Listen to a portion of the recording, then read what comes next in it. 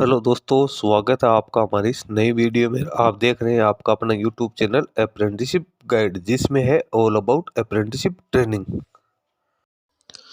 दोस्तों, आज की वीडियो में हम बात करेंगे निप्रो अप्रेंटिस रिक्रूटमेंट 2023 के बारे में। जी हाँ दोस्तों, north eastern electrical power corporation limited जो गवर्नमेंट ऑफ इंडिया का एक उपक्रम है, इसके द्वारा ITI डिप्लोमा और डिग्री पास आउट कैंडिडेट्स के लिए अप्रेंटिसशिप की वैकेंसी निकाली गई है। तो जो एलिजिबल कैंडिडेट है वो इसमें 30 नवंबर 2023 तक अपना ऑनलाइन एप्लीकेशन फॉर्म है वो सबमिट कर सकते हैं। दोस्तों, सबसे पहले तो अपन जो निपको की ओर से जो नोटिफिकेशन जारी किया गया उसके ऊपर चलेंगे, देखेंगे किन किन ट्रेड्स को मौका दिया गया है, उनकी एलिजिबिलिटी क्राइटेरिया क्या रखा गया है। दोस्तों, अप्रेंटिस ट्रेनिंग और टेक्निकल सरकारी जॉब्स के लेटेस्ट अपडेट पाने के लिए आप हमारे चैनल को सब्सक्राइब कर ले, बेल आइकन पर क्लिक कर नोटिफिकेशन ऑन कर ले, ताकि वीडियो के माध्यम से आपको सारी जानकारी मिलती रहे। दोस्तों, आप हमारे टेलीग्राम चैनल और व्हाट्सएप ग्रुप को भी ज्वाइन कर सकते हो, जिसका लिंक हमारे वीडियो के डिस्क्रिप्शन बॉक्स में अवेलेबल है, जिस पे भी मैं लगातार अपडेट देता रहता हूँ। दोस्तों, चलते हैं इसके ऑफिशियल नोटिफिकेशन पे और जानते हैं डिटेल्स के बारे में। दोस्तों, जैसा कि आप देख पा रहे होंगे, north eastern electric power corporation limited government of India जो कि NTPC के सब्सिडरी कंपनी है, इसके शिलोंग मेघालय की ओर से जारी किया गया अप्रेंटिस ट्रेनिंग का नोटिफिकेशन से इसमें वर्ष 2023-24 के लिए अप्रेंटिस को इंगेज किया जाएगा। सबसे पहले आप देखो, ग्रेजुएट अप्रेंटिस जिसकी ट्रेनिंग 1 साल की होगी।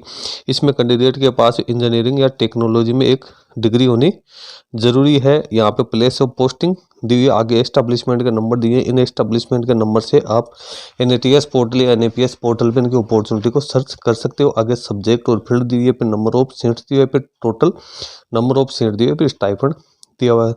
तो सबसे पहले असम में अपन बात करें तो इलेक्ट्रिकल और मैकेनिक की 2 पोस्ट है। फिर त्रिपुरा में इलेक्ट्रिकल मैकेनिक की 2 है, सिविल की 3 है। फिर उसके बाद में अरुणाचल प्रदेश में इलेक्ट्रॉनिक्स एंड मैकेनिक की 1 है। आसाम में फिर अपन बात करें दोबारा तो यहाँ पे इलेक्ट्रिकल मैकेनिक की 3 है, IT की 1 है। फिर अरुणाचल प्रदेश में इलेक्ट्रिकल मैकेनिक की 3 है, सिविल की 1 है, IT की 1 है। फिर त्रिपुरा में इलेक्ट्रिकल मैकेनिकल की 3 है, सिविल की 1 है, IT की 1 है। उसके बाद में मिजोरम में बात करें तो यहाँ पे इलेक्ट्रिकल मैकेनिक की 3 है, सिविल की 1 है। इस प्रकार से टोटल 28 वैकेंसीज निकाली गई है, जिसका मंथली स्टाइपेंड है 18,000 रुपये रखा गया। दोस्तों, स्टाइपेंड यहाँ पे काफ़ी अच्छा रखा गया। जो मिनिमम जो स्टाइपेंड की रेट है वो 9,000 रुपये है। इसमें लगभग आपको डबल स्टाइपेंड मिलेगा। फिर अपन बात करते हैं टेक्नीशियन अप्रेंटिस डिप्लोमा अप्रेंटिस, जिनके पास इंजीनियरिंग में या टेक्नोलॉजी में डिप्लोमा है, इनकी ट्रेनिंग भी 1 साल की कैंडिडेट्स के पास में वैलिड है, वो डिप्लोमा होना जरूरी है रिलेवेंट फील्ड में। इसमें भी अपन बात करें तो आसाम के अंदर इलेक्ट्रिकल मैकेनिक की 1 सीट है। उसके बाद अरुणाचल प्रदेश में इलेक्ट्रिकल मैकेनिक की 1 है, सिविल की 1 है, IT की 1 है। त्रिपुरा वेस्ट के अंदर इलेक्ट्रिकल मैकेनिक की 1 है और मिजोरम में 3 है। यहाँ पे टोटल 8 सीट्स है। जो स्टाइपेंड है वो 15,000 रुपये हर महीने रखा गया है।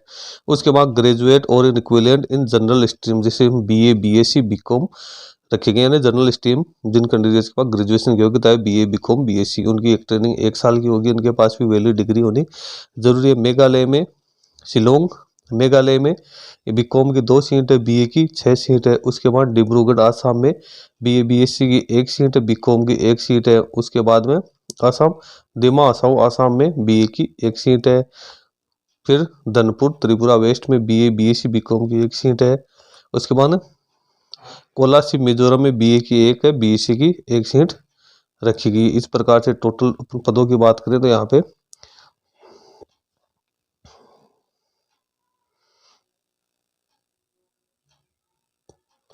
टोटल 14 पद रखे गए हैं, जिसमें 15,000 रुपये स्टाइपेंड आपको देखने को मिल जाएगा। फिर बात आती है ITI अप्रेंटिस यानी ट्रेड अप्रेंटिस। इनकी ट्रेनिंग भी 12 महीने की होगी। अब इसमें मिनिमम क्वालिफिकेशन क्या क्या है तो वो देखो, बॉयलर अटेंडेंट, उसके boiler attendant, electrician, lineman, plumber और फिटर के पदों के लिए वैकेंसी निकाली गई, जिनमें कैंडिडेट के बाद 10th plus ITI pass out होना जरूरी है रिलेवेंट फील्ड में। अब अपन डिब्रूगढ़ आसाम की बात करें तो इलेक्ट्रीशियन की 2 पोस्ट है, बॉयलर अटेंडेंट की 4 है, लाइनमैन की 1 है। उसके बाद में रामनगर त्रिपुरा वेस्ट की बात करें तो बॉयलर और अटेंडेंट की 4 पोस्ट है।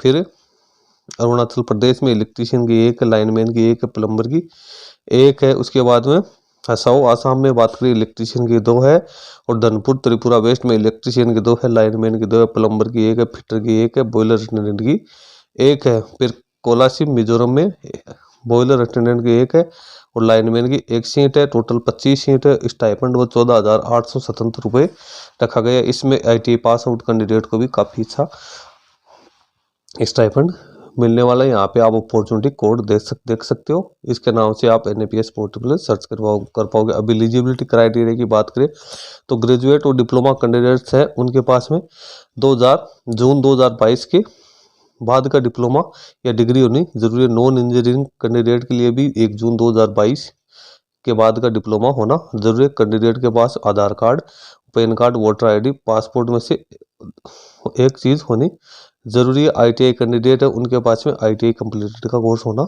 जरूरी है। यहाँ उनके लिए कोई ऐसी बाउंडेशन नहीं रखी गई है कि उनको जून के बाद में ही करना है। एज लिमिट की बात करें तो एज लिमिट मैक्सिमम 28 वर्ष रखी गई है और 18 वर्ष से कम भी नहीं होनी चाहिए। सिलेक्शन प्रोसीजर की बात करें तो कैंडिडेट का सिलेक्शन है जो डिग्री, डिप्लोमा या जो रिलेवेंट आपकी जो क्वालिफिकेशंस मांगी गई है उसमें जो मार्क्स प्राप्त किए उसके आधार पे ही कैंडिडेट को सिलेक्शन किया जाएगा। जो सिलेक्टेड कैंडिडेट है उनकी लिस्ट है वो nipco.co.in के माध्यम से आपको दे दी जाएगी और जो रजिस्टर्ड ईमेल ID है उसके ऊपर ही आपको ये भेजा जाएगा। यहाँ पे आप सबसे पहले प्रेफरेंस तो उन स्टेट को दिया जाएगा जहाँ पे पावर स्टेशन लोकेटेड है। यदि उनसे सीटें कंप्लीट नहीं होती है और सफिशिएंट कैंडिडेट अवेलेबल नहीं होती है तो बाकी की सीट जो अदर जो स्टेट के कैंडिडेट है उनको इसमें मौका दिया जाएगा। अब अप्लाई कैसे करना है तो जो ग्रेजुएट और डिप्लोमा होल्डर्स कैंडिडेट है उनको अप्लाई करने के लिए NATS पोर्टल के माध्यम से अप्लाई करना है। नेशनल अप्रेंटिस ट्रेनिंग स्कीम उस पर जाके कैंडिडेट को अपना रजिस्ट्रेशन करना है। रजिस्ट्रेशन करने के बाद में अप्लीकेशन फॉर्म है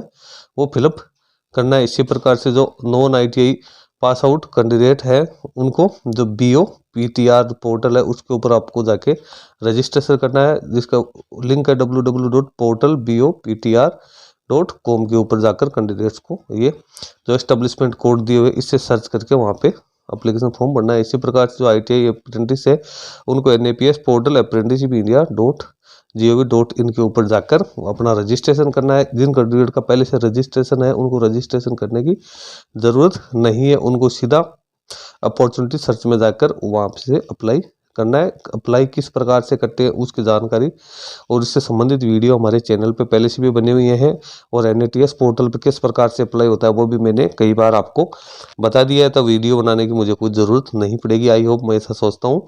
बट कोई यदि आपकी कोई दिक्कत आती है तो आप मुझे कमेंट करके बता सकते हैं। यहाँ पे एप्लीकेशन फ़ी है नहीं रखी गई। जो रिजर्वेशन कैटेगरी के कैंडिडेट हैं उन्हें अपने रिजर्वेशन कैटेगरी का सर्टिफिकेट पेश करना जरूरी है डॉक्यूमेंट वेरिफिकेशन के समय। और जितने भी ITI पास आउट की ऑल मार्कशीट है, एज से संबंधित प्रूफ है, वो सारे कैंडिडेट्स को पेश करने जरूरी है और वो अपलोड करने भी जरूरी। इंपॉर्टेंट डेट्स की बात करें तो यहाँ पे जो ऑनलाइन एप्लीकेशन है NAPS पोर्टल में 15/11/2023 से 30/11/2023 तक भरा जाएगा। तो जो एलिजिबल कैंडिडेट्स है जो कि सारा एलिजिबिलिटी क्राइटेरिया कंप्लीट करते हैं वो इसमें अपना ऑनलाइन एप्लीकेशन फॉर्म है वो भर सकते हैं। दोस्तों, इसमें मेन चीज़ ये है कि स्टाइपेंड है वो कैंडिडेट्स को काफ़ी अच्छा मिलने वाला है। दोस्तों, इस वीडियो में इतना ही। वीडियो अच्छा लगे लाइक शेयर करना, कोई क्वेरी हो कमेंट करके बताना। इससे रिलेटेड यदि और कोई अपडेट आएगी तो मैं अपने YouTube चैनल के माध्यम से आप तक पहुंचाता रहूंगा। धन्यवाद दोस्तों।